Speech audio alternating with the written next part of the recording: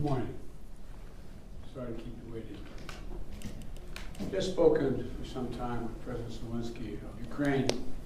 I told him, as I have each and every time we've spoken, the United States stands with the people of Ukraine and they bravely fight to defend their country, and they are doing that. And as Putin continues his merciless assault, the United States and our allies and partners continue to work in lockstep to ramp up the economic pressures on Putin and to further isolate Russia in the global stage. Later today, together with other NATO allies in the G7, Canada, France, Germany, Italy, Japan, the United Kingdom, as well as the European Union, we're going to jointly announce several new steps to squeeze Putin and hold him even more accountable for his aggression against Ukraine. And I want to speak to a few of those points today. First, each of our nations is going to take steps to deny most favored nation status to Russia. A most favored nation status designation means two countries have agreed to trade with each other under the best possible terms. Low tariffs, few barriers of trade, and the highest possible imports allowed. In the United States, we call this permanent normal trade relations, PNTR, but it's the same thing.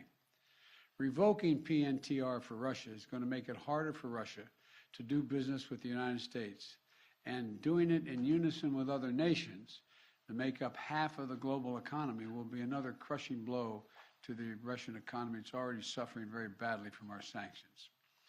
And I want to thank Speaker Pelosi, Leader McCarthy, Leaders Schumer and McConnell, and Senators Wyden and Crapo, Representatives Neal and Brady for their bipartisan leadership on this in the Congress. I would like to offer a special thanks to Speaker Pelosi, who's been a strong advocate for revoking PNTR and who agreed to hold off on that in the House until I could line up all of our key allies to keep us in complete unison. Unity among our allies is critically important, as you all know, from my perspective at least. Many issues divide us in Washington, but standing for democracy in Ukraine, pushing Russia's aggression, should not be one of those issues. The free world is coming together to confront Putin. Our two parties here at home are leading the way. And with that bipartisan cooperation, I'm looking forward to signing into law the bill revoking PNTR, which is, again, most people think of it as most favored nation status. We're also taking a further step of banning imports of goods from several signature sectors of the Russian economy, including seafoods, vodka, and diamonds. And we're going to continue to squeeze Putin. The G7 will seek to deny Russia the ability to borrow from leading multinational institutions, such as the International Monetary Fund and the World Bank. Putin is an aggressor. He is the aggressor, and Putin must pay the price. He cannot pursue a war that threatens the very foundations, which he's doing, the very foundations of international peace and stability, and then ask for financial help from the international community. The G7 is also stepping up pressure on corrupt Russian billionaires. We're adding new names to the list of oligarchs and their families that we're targeting. And we're increasing coordination among the G7 countries to target and capture their ill-begotten gains. They support Putin. They steal from the Russian people. And they seek to hide their money in our countries. They're part of that kleptocracy that exists in Moscow. And they must share in the pain of these sanctions.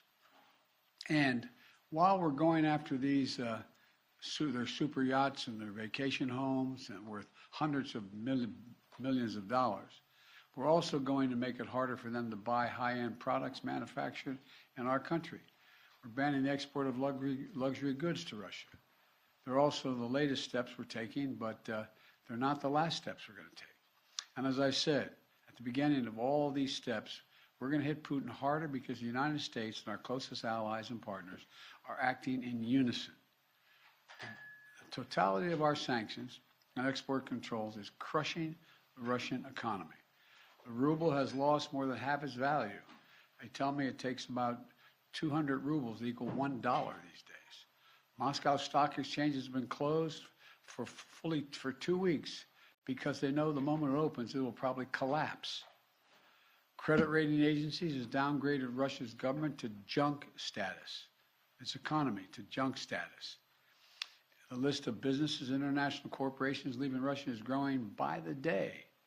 We're also continuing to close corporations, with allies and partners to make sure that the close cooperation we continue to have, the Ukrainian people are able to defend their own nation. The United States has sent more than $1 billion in security assistance to Ukraine over the last year, including anti-armor and anti-air capabilities, taking out tanks and planes and helicopters, with new shipments arriving every day. We, the United States, are also facilitating significant shipments of security assistance from our allies and partners to Ukraine. And the humanitarian front, we're working closely with the UN and humanitarian organizations to support the people of Ukraine who have been displaced by the violence in Ukraine. We're providing tens of thousands of tons of human supplies, humanitarian supplies, food, water, medicines, coming via truck and train every single day. Yesterday in Poland, Vice President Harris announced an additional $53 million in additional humanitarian support to Ukraine. That brings the total humanitarian assistance to $107 million in just 2 weeks. We've joined this effort with more than 30 other countries who are providing hundreds of millions more. And last night, to their great credit, the Congress passed a bipartisan spending bill that included an additional $13.6 billion in new assistance to the Ukrainian people. And I look forward to signing that immediately. I also want to be clear, though. We will make sure Ukraine has weapons to defend against an invading Russian force. We will send money and food and aid to save the Ukrainian people. And I will welcome Ukrainian refugees. We should welcome them here with open arms if they need access. And we're going to provide more support for Ukraine. We're going to continue to stand together with our allies in Europe and send unmistakable message. We'll defend every single inch of NATO territory with the full might of the united and galvanized NATO. We will not fight a war against Russia in Ukraine. Direct confrontation between NATO and Russia is World War III, something we must strive to prevent. But we already know Putin's war against Ukraine will never be a victory. He hoped to dominate Ukraine without a fight. He failed. He hoped to fracture European resolve. He failed. He hoped to weaken the transatlantic alliance. He failed. He hoped to split apart American democracies in terms of our positions. He failed. The American people are united. The world is united. And we stand with the people of Ukraine. We will not let autocrats and would-be emperors dictate the direction of the world. Democracies are rising to meet this moment, rallying the world to the side of peace and the side of security. We're showing our strength, and we will not falter. God bless all of you. God bless Ukraine, and God bless our troops. The White House has said that Russia may use chemical weapons or create a false flag operation to use them. What evidence have you seen showing that? And would the U.S. have a military response if Putin does launch a chemical weapons attack? I'm not going to speak about the intelligence, but Russia would pay a severe price if they use chemicals. Mr. President, Extending the federal gas tax?